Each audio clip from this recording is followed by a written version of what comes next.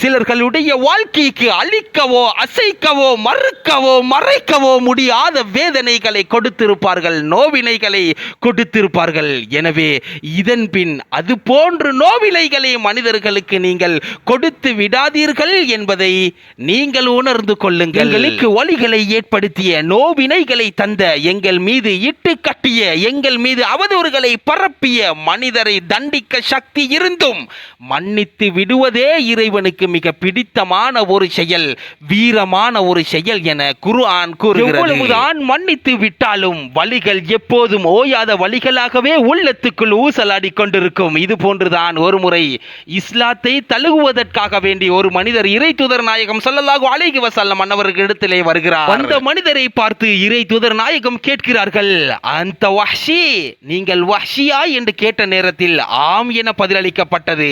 பின்பு நாயகம் கேட்கிறார்கள், என்னுடைய அன்பு ஷாச்சாவான ஹம்சாவை கொலை செய்தவர் நீங்கள் தானே என்று கேட்ட நேரத்திலும் ஆம் என பதிலளிக்கப்பட்டது. புகாரிலே பதிவு செய்யப்பட்டிருக்கும் ஹதீஸ். அவரை நாயகம் இஸ்லாத்துக்குள் கொண்டு வரார்கள். கொண்டு வந்ததன் பின்னால் அவருக்கு சொல்லுகிறார்கள், ஃபகல் யஸ்ததீஉ அன் துகையிப வஜ்ஹக அன்னி, உங்களுடைய முகத்தை என்னை விட்டு மறைத்து வைத்திருக்க நீங்கள் சக்தி பெறுவீர்களா என்று கேட்டார்கள். என்றால் வலிகள் எப்போதும் வலிகளாகத்தானே இருக்கும். ஷாச்சாவை கொலை செய்த மனிதர் அல்லவா?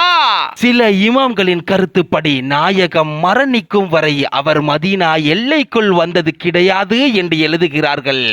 எனவே அன்பார்ந்தவர்களே, இது போன்று தாக்கத்தை, இது போன்று நோவினைகளை மனதுக்குள் நீங்கள் யாருக்கும் கொடுத்து விடாதீர்கள்.